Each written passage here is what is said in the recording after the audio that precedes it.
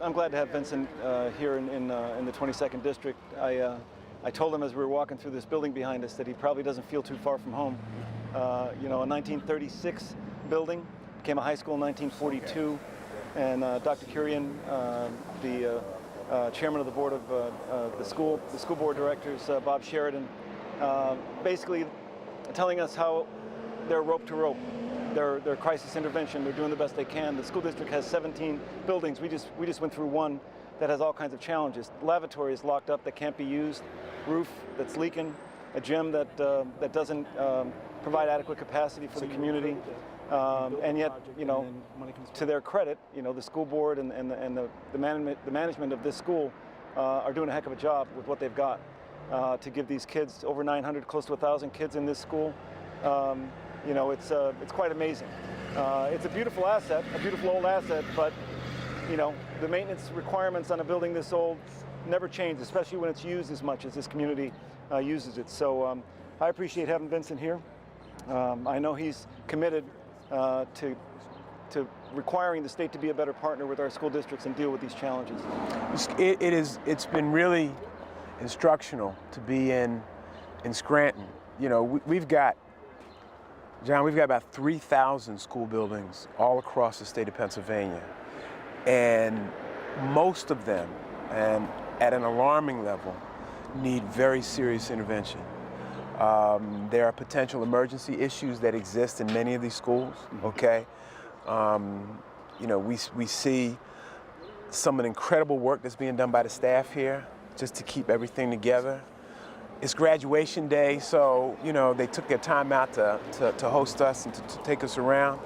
But there's a lot of success stories that are going to be told today in this school because it's graduation day. But we think about what else could have been done if our kids were provided the state-of-the-art facilities that they deserve to have. No question. That they're not in a condition, not in an environment that has potential emergency issues. They're not in a cafeteria where it approaches 100 degrees in a late June or early September, you know, when it's still warm.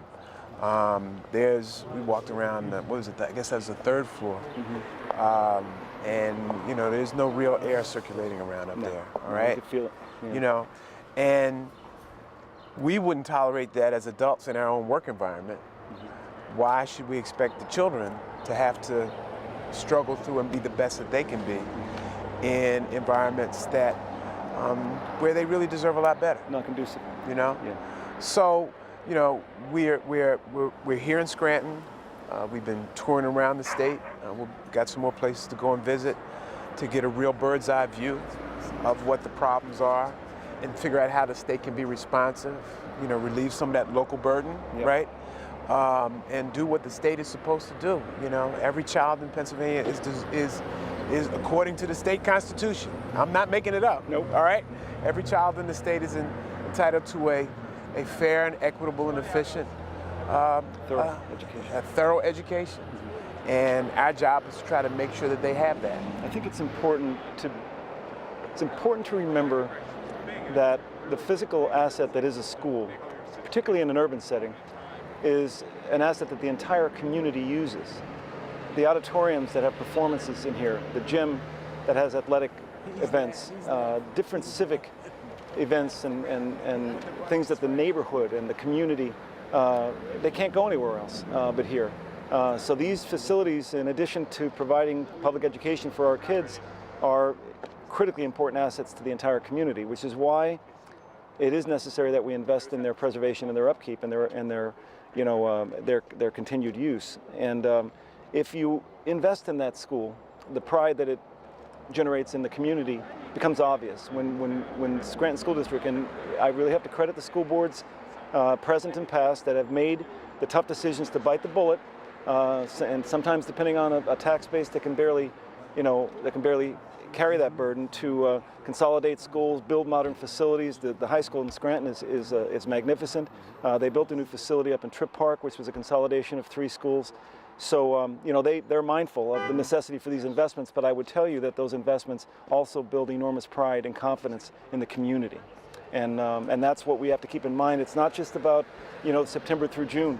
and kids going into a classroom. It's really about an asset for the entire community. These buildings, and I think it's very important to remember this. And your superintendent told us very clearly, there's over 100 different languages that are spoken in the Scranton School District. Over 100 different languages. Our reality is becoming much more diverse, and the best way to bring everyone together is in public education. Is in the education system, in the schools, is in public education, where everyone, no matter where you come from, no matter what your situation is, you get the opportunity to walk through those doors. No one can stop you. You get the opportunity to walk through those doors and get the education that you deserve. So consequently, we've got to create an education environment that responds to the reality that we're in. This building was built in 1936, but this is 2016. Okay? So, you know, if my math serves me correctly, that's what, 80 years ago, right? So life is different now than it was when it was built. And so we've got to create a building and an academic environment that responds to the reality, because it's only good for the community. Yeah, and the other, Vincent mentions the modern iteration of public schools. There are 3 computer labs in this school, and the computers that are sitting on the desks are almost 7 years old. If you talk to anybody in the IT world, they'll tell you that as a result of what we refer to now, I guess, as disruption, technology overlaps itself within a year, within 2 years, right? Yeah, we could do more on one of these than we can do on the computers inside. So, but those are tough investments, Dr. Kurian mentioned, the superintendent mentioned that the school was pressed hard by virtue of the state not providing adequate reimbursement on the plan count for some of the maintenance projects they had undertaken. They have 17 school buildings plus the administration building, all with their own issues. And the state wasn't even a good partner when it made a promise to reimburse the school district for undertaking certain maintenance and upgrades. And she indicated that in order to do the reupholstering of the auditorium seats in this particular facility, they had to engage corrections. Yep. They had their own students doing work. They had to improvise, again, patchwork, to just provide the community what it wants. Anyway, I want to thank the Appropriations Chairman for the Senate Democratic Caucus for coming to Scranton and for going around the state, elevating the profile on the need to make more investments to improve the quality of public education for our children. And look forward to working with them as we head back to Harrisburg for this year's budget. Absolutely. Thank you.